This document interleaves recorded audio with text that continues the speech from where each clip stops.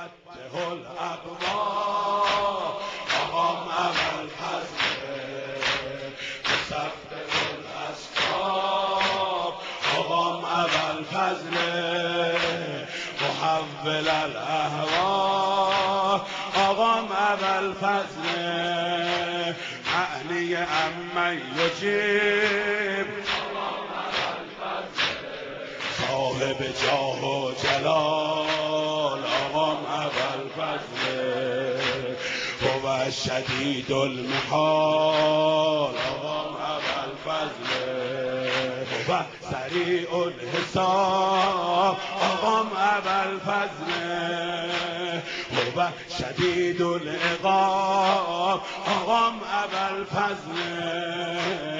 عنده حسن الثواب آقام ابوالفضل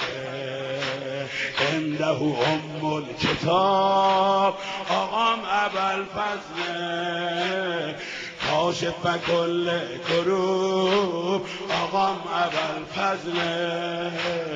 انیس کل قلوب آقام ابوالفضل عالم کل غیوب آقام ابوالفضل عالم کل غیوب آقام ابوالفضل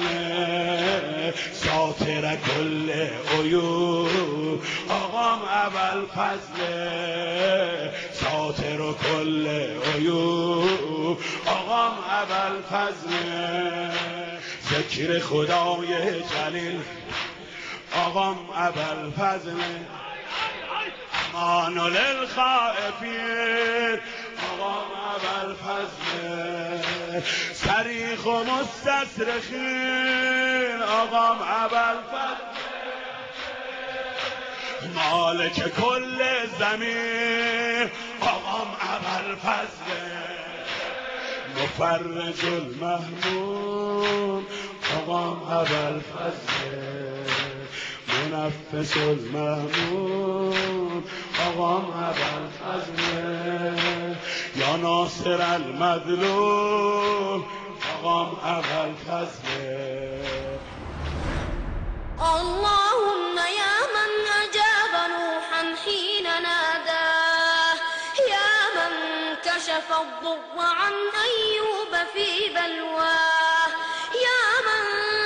سمع يعقوب في شكواه ورد إليه يوسف وأخاه وبرحمته ارتد بصيرا وعادت إلى النور عيناه يا رحيم يا رؤوف يا ذا العزة والجبروت يا مالك الملك